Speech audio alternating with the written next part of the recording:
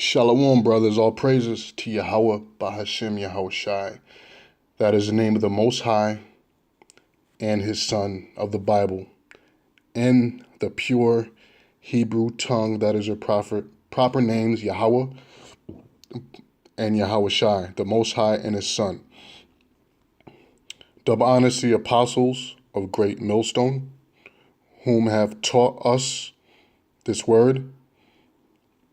Shalom to the elect out there, and also to the sisters that watch us.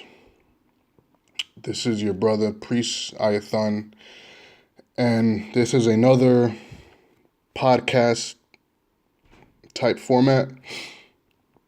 The main thing I want to get into today is just going into how us, the teachers, the prophets, are a spectacle unto this world. You know, we don't realize how much power we have in this lowest state that we're in, how much power we have, and how much of a spectacle that we are unto this world.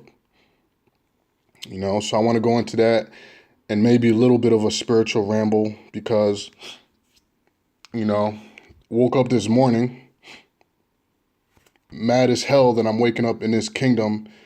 And every Israelite man in the right state of mind should feel this way. You know, if you woke up feeling like this, okay, if you woke up feeling like this, like Ice Cube, today was a good day, then something is wrong with you. Something is wrong with you. The scriptures say, was that Ecclesiastes 7:7, oppression maketh a wise man angry, or oppression maketh a wise man mad. So if you're wise, if you have any type of sense and you're an Israelite, so-called black man, so-called Puerto Rican man, so-called North American Indian, a Seminole Indian, so-called Haitian here in America, you should be pissed off. If you're not pissed off, if you're waking up and you're singing this song, today was a good day, then something is wrong with you, you know? Something is wrong with you because here in America, we are being oppressed. So-called minorities, the 12 tribes of Israel, are being oppressed. And every year that goes by, more and more measures are being passed to oppress you more and more. So if you're being oppressed, but you don't realize you're being oppressed, then you need a checkup. You know, you need a mental checkup.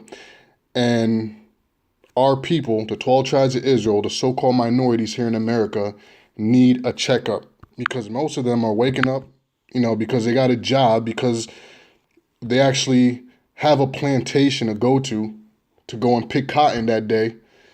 You know, they think it's a good day. You know, they go pick some cotton, and they're supposed to get such and such amount of money, but by the time they do get paid, a week later, 2 weeks later, whenever it is, and after all the taxes and everything, they get a little bit to take home. And they think they on top of the world. So that's a sick individual, mentally and spiritually sick. So we here at Great Millstone, or the men out there that are awake, spiritually awake, with the spirit of Yahweh Ba'ashem Yahweh Shai, understand that we are being oppressed, and therefore, yes, we are angry.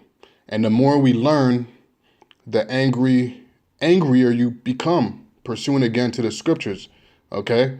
A man that increaseth in knowledge increaseth in sorrow. And I believe that's Ecclesiastes 1:18. All right? So the main thing I want to go into is this here, spectacle. All right? Now the scriptures speak about this. Matter of fact, let's go to the scripture. This is 1 Corinthians chapter 4, verse 9.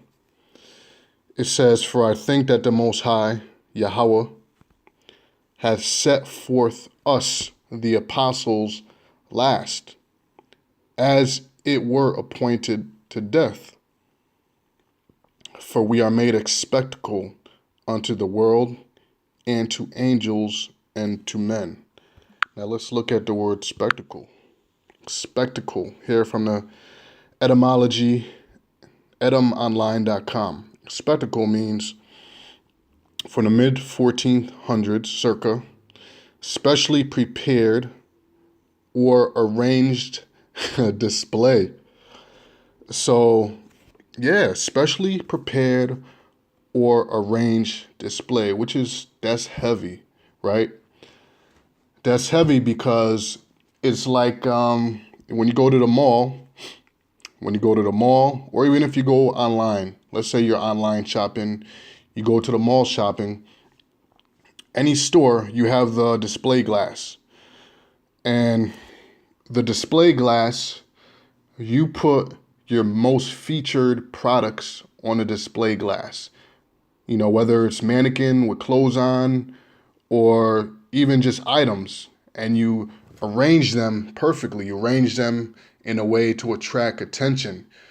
And from the from this spectacle or from these items, these display items behind the display glass, depending on what's being presented or how well it's arranged, it you're gonna walk in, because they attract a certain niche, certain type of people. So the way that items are displayed and the type of items you put in that display glass, it's meant to attract a certain niche or a certain kind of people. When they see it, they're like, oh, you know what? That looks good. That's hot right there. Let me walk in and see what it's about. So the Most High has us specially prepared or arranged out there on the street corners, from the way we dress to the way we speak, you know, because what we are, and the reason why we're also known, the nation of Israel is known as Mount Zion, because Zion means a monument. We're like a monument to the Most High. So we're out there to accurately represent the Most High, to accurately represent the kingdom of heaven, Yahweh Shai and the kingdom of heaven. You see, by our words and our actions, the way we conduct ourselves out there, whether it's online or actually on a street corner, you see? So we are made a spectacle unto this world, you know? It says specially prepared or arranged display, from old French spectacle, sight, spectacle, Roman games, 13th century, from Latin spectaculum, a public show, spectacle, place from which shows are seen. You see? So that's why the Most High has got us we're in every major city, on the highways and byways. And now the Israelites are something to see. When you go to New York, you're going to see the Israelites. That's why you see people come by, they take pictures and all that, because we're like a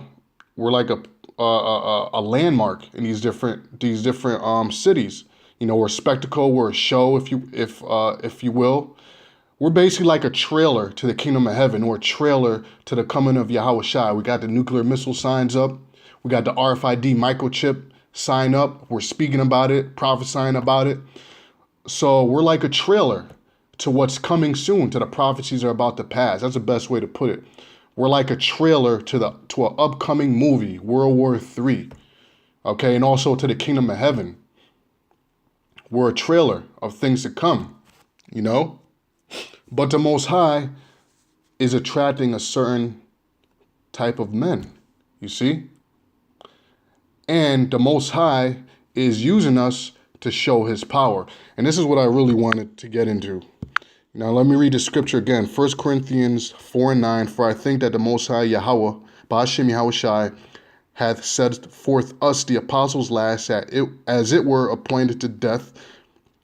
For we are made a spectacle unto the world, and to angels, and to men. We are made a spectacle, or a show, unto the world, and to angels, and to men. Now, this is what's so powerful about the position that the Most High got us in, And you gotta really think about this. Now, here it is. We're a bunch of Israelites, so-called. We're a bunch of niggas and spicks and wetbacks.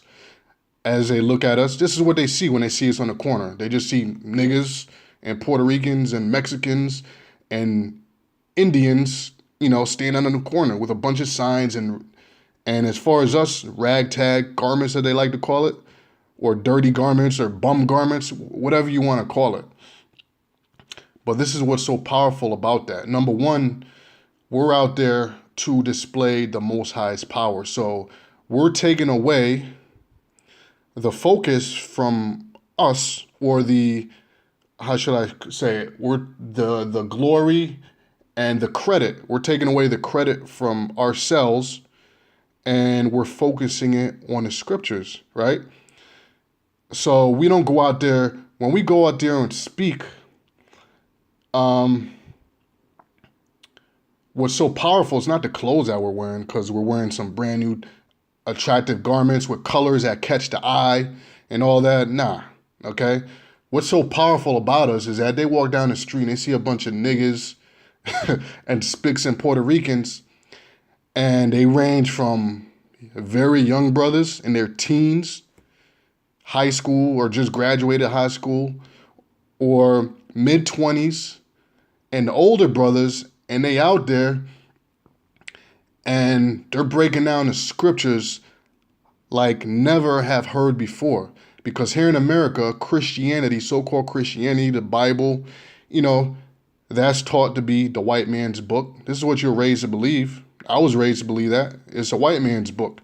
The white Caesar Borgia, the white Jesus, all the Catholic priests and all that were all white. Christianity, the pilgrims that came over here, they're Christians, and they did a good thing by forcing Christianity, because that's, it's the scriptures, and all the disciples were Edomites, and all the prophets were Edomites. So here it is, they see a bunch of Jakes and so-called minorities, young brothers on a corner, and they dissecting the scriptures like they're swinging nunchucks. And they never seen this, or would never fathom or imagine this before in their life. And these are scholars, so-called Jews, all right? People of different walks of life, or different levels of education, have graduated college, got PhDs and master's degrees. And here it is, they see a young brother, 16, 17, 18, early 20s, and he's out there cutting people with the scriptures. I mean, who the hell, who does that? Who takes the scriptures and makes mother effers want to cry when they leave? I mean, that's unheard of. That's powerful right there. That's power. And to see a bunch of young Jakes and young, young Gadites and young Ephraimites, Manassites, all them 12 tribes out there kicking the scriptures, and you got these Edomites and these priests, that have been going to, that are scholars and have degrees in Christianity and this and that. And here it is, they coming up to you, and you're going to the book of Genesis, you're going into the book of Romans, you're going to Corinthians, and you're calling precepts. Other brothers, they already got you calling the precept, oh, I already got it. Brothers got 5 or 6 brothers got precepts lined up back to back, and you don't even have to call out the scriptures. They're all lined, they all perfectly lock into each other like a piece of a puzzle. They all lock into each other, and it's like an orchestra, and brothers just in tune in the spirit. Yahweh Hashem Yahushai, and bro, I got a scripture, and everything is just like boom, boom, boom. It's like you hitting these dudes with combos, but using the scriptures, and people's feelings are getting hurt. Like Hebrews 4:12. The word is like a two-edged sword, cutting asunder the soul. And in other words, you cutting people's conscience. When they leave, they're not the same no more. They walk away, and then they gotta come back. They come back, they gotta go home, they gotta study, they gotta come back 2 weeks later, then you cut them again. So this is powerful, brothers. It's powerful for them to see a bunch of Jakes. And this is why the elites, pursuant to the book of Revelation, the 11th chapter, this is why they're so afraid, man. The elite's worst enemy is the truth. That's the worst enemy. That's the truth. The reason why they spend so much money, Esau, they spend so much money on advertising and these different programs to deceive people is because they're trying to hide the truth. You see, they're trying to hide the truth from them. So Esau spends most of his money deceiving people, keeping them away from the truth. That's the most harmful thing to Esau is the truth coming out. But the truth is like trying to hold a ball underwater. You know, you can hold it, but the ball is always fighting to pop back up to the surface, and eventually you're gonna lose your grip, and that shit's gonna shoot out the water. And that's what's shooting out the water is the nation of Israel, us waking up. You see, that's why in the book of Revelation it said when they stood upon their feet, great fear fell upon them, because they spending all this money to hide the truth. Okay, but they can't do it. It's coming out no matter what they do. You see, so yeah, the whole point of this lesson is just I just want you brothers to really think about it, how much of an impact and how much power, we don't realize. We think we're just nobodies. You sit down and think about it, we don't realize how much power we have when we go out there and do what we do. And not anybody could do this. Let me go to let me see. Was it 1 and 5? I believe. Yeah, let me read Jeremiah 1 and 4 and 5, and I'll probably stop here. Jeremiah 1 and 4, then the word of the Lord came unto me, saying, before I formed thee in the belly, I knew thee, and before thou camest forth out of the womb, I sanctified thee, and I ordained thee a prophet unto the nations. Right? Let me read down. Verse 6. Then said I, Lord, power, behold, I cannot speak, for I am a child. And this is what they see when they go out there. They see, they look at us like children, okay? Because most of us are young, some brothers are older, and also the way we dress. All of us got jobs, we all got vehicles, okay? It's not cheap to go out it's not cheap, especially for brothers out of state, to go out there and speak. You need money. You need money for gas. You need money for transportation. You need money to get back home. You need money to buy food and all that. You need money to make the signs. You need money to buy the equipment. You need money to upload shows. So all the brothers work. We all got jobs. Brothers are driving, doing this and that. But when they see us, okay, when they see us on the corner, because, it's not all about being flashy and all that. When Yahushua came on the earth, he wasn't flashy.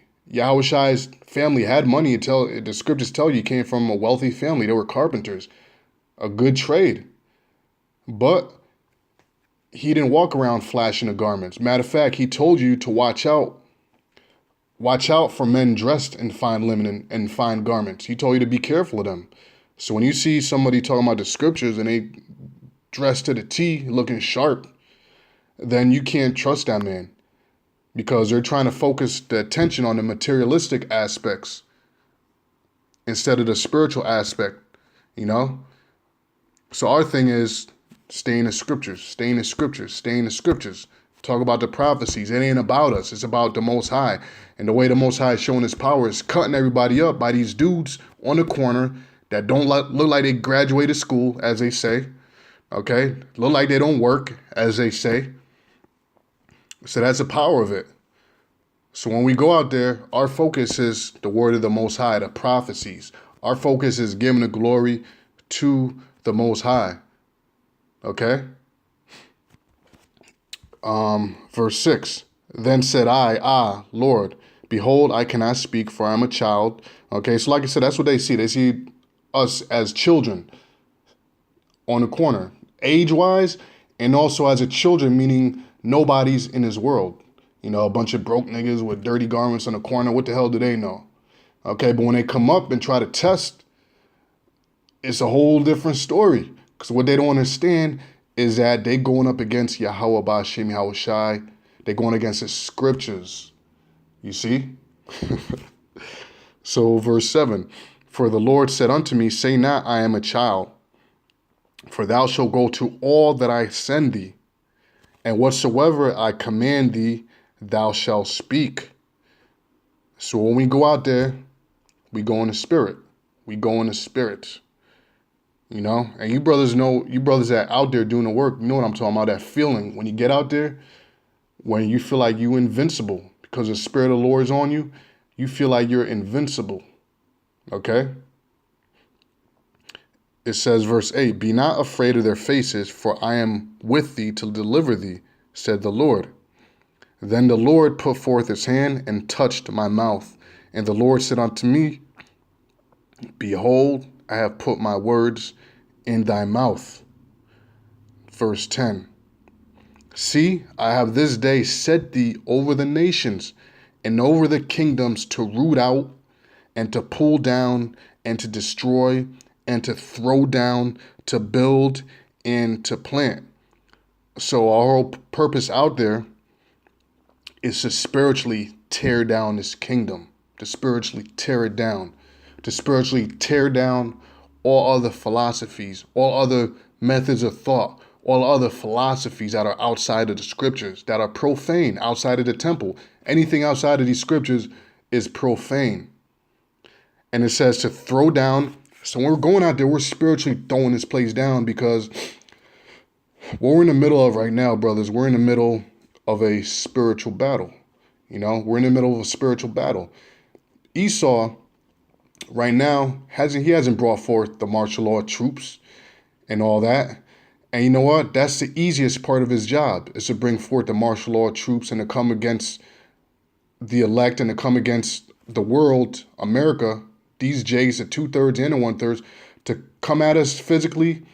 That's the easy part for him.